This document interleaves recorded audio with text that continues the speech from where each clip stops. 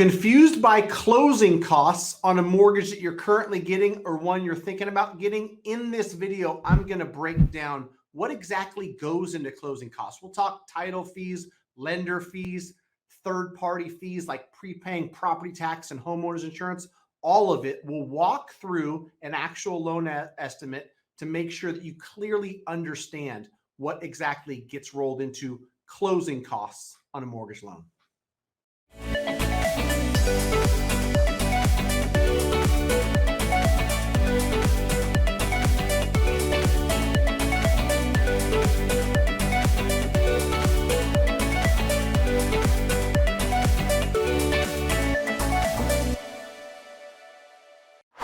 All right, Matt Gouget, Matt the Mortgage Guy, powered by U Mortgage, licensed in 48 states. To connect with me and my team, go to greatmortgagebroker.com, fill out that quick form. We're happy to help. In today's video, I want to clear up some confusion because a lot of folks, even if you've got a loan in the past, it might have been a few years ago, you don't remember, or especially if you're a first-time home buyer, there's a lot of numbers. There's a lot of moving parts when it comes to mortgage.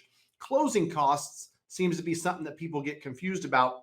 So if they aren't explained it by a great loan team up front, sometimes you get in a contract and you look at like box A, box B, box C, this fee, that fee, third party, lender. It's confusing.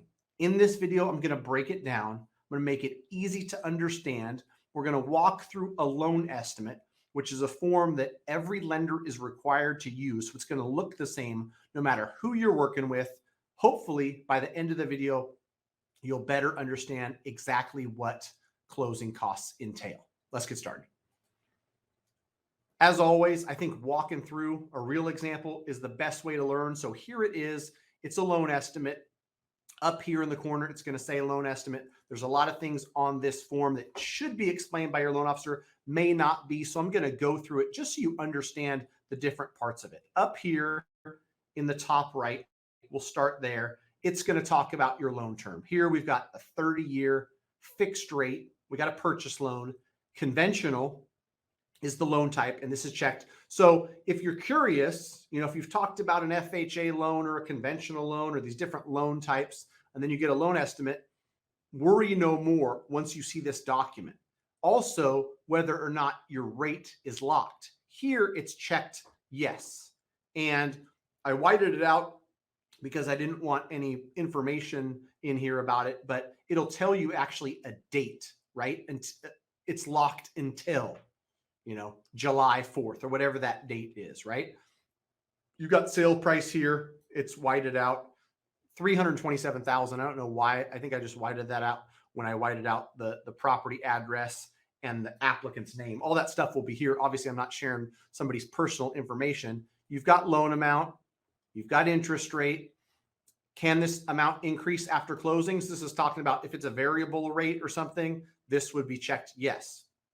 If you were in some sort of like negative amortization loan, this 228.9 might say yes as well. But in this case, can increase after closing. The rate can't change after closing. Here's the principal and interest payment, $1,372.22.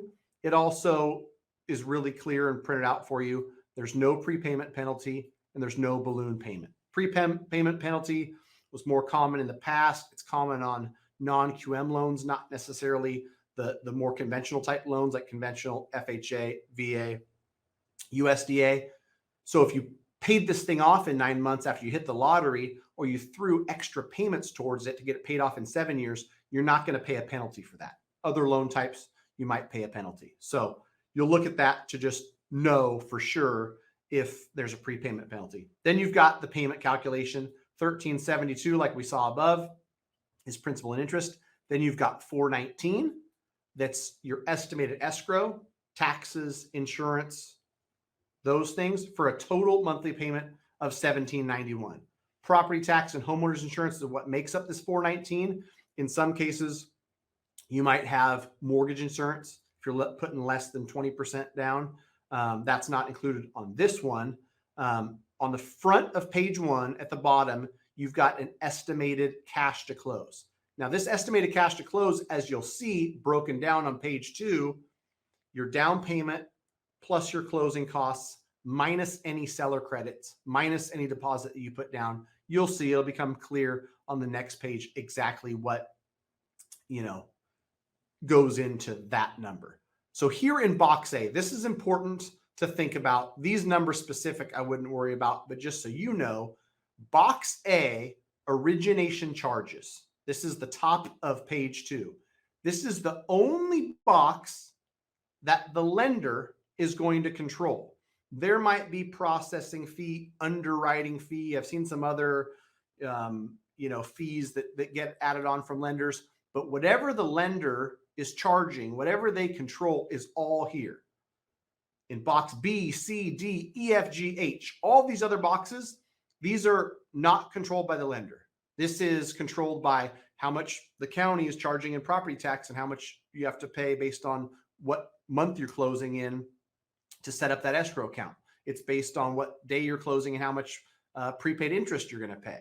It depends on, how much your homeowner's insurance premium is and how much you're going to pay there, how much the appraisal is, what the title fees are, all that other stuff, right? But in box A, know that the lender controls this and the interest rate. So in other videos I've made, if I told you it's a 1.479 amount of points, 33.85 in this case, for a 5.99 interest rate and a 6.95 processing fee, that's really the only thing controlled by the lender. All the other stuff, if somebody else gave you an estimate and these title fees weren't on here, there's no prepaid property tax, homeowners insurance, all that stuff is going to be the same no matter where you go for a loan. So points for the rate, processing, underwriting, all that stuff lives in box A. Then in box B, you've got these, tax service, flood cert, credit report, MERS fee, and then the appraisal fee. A lot of people will tell me like, man, $700 appraisal really costs that much.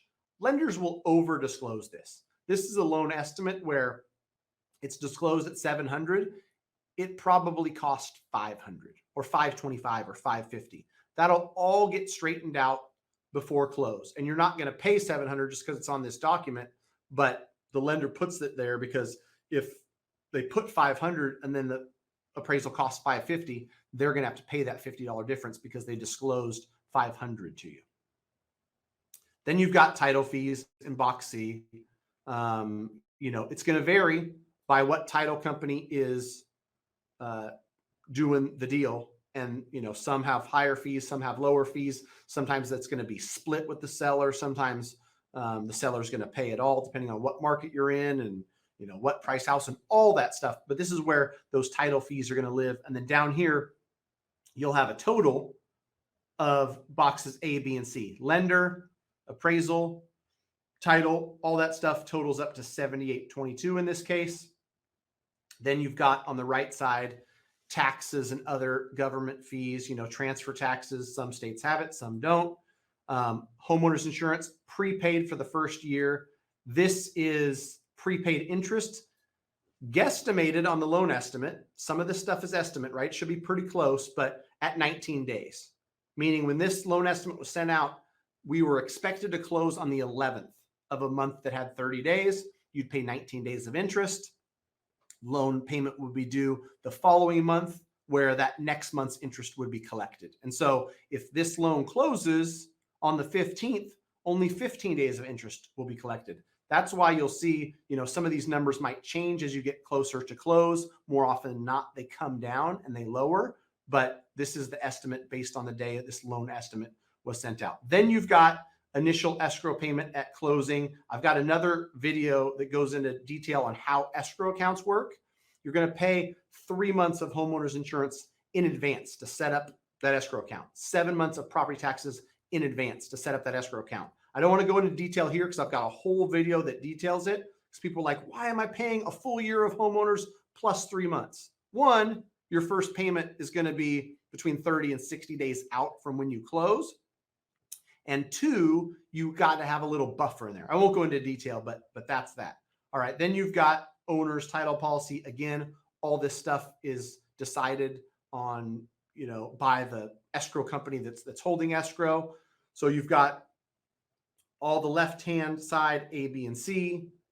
EFG and H on the right, total closing costs here. That will come down here, be added to whatever your down payment is. This is 30% down from this 327 purchase that this client did, plus the 13,000 in closing costs, which for this video, keep in mind, closing costs takes into account, 6,000 of this is prepaying property tax, homeowners insurance, and the other stuff. And honestly, the lender fees, 3,300 of that is a choice by the buyer. Rather than get a 6.5%, I want to pay a 1.5 to go down to 5.99. You can pick a different rate and have a different cost here in box A. Other videos go into detail on that and how rates work. Then you've got a $5,000 deposit, which is subtracted, meaning you've got $107,018 to close, just like we saw on page 1. That was my attempt to just give you an overview of what this loan estimate looks like. If you have any questions at all, as always, feel free to reach out. It's my goal and my duty to educate you so you know a little bit more from when you press play at the beginning of the video. That was an overview of a loan estimate. Towards the end of the loan, you get a closing disclosure. Same format, same numbers, same boxes. It's just a little bit more refined because you're closer to the close of the loan. So hopefully it's helpful. Let me know what else you want to see. I'm happy to record it. And until next time, we gonna see.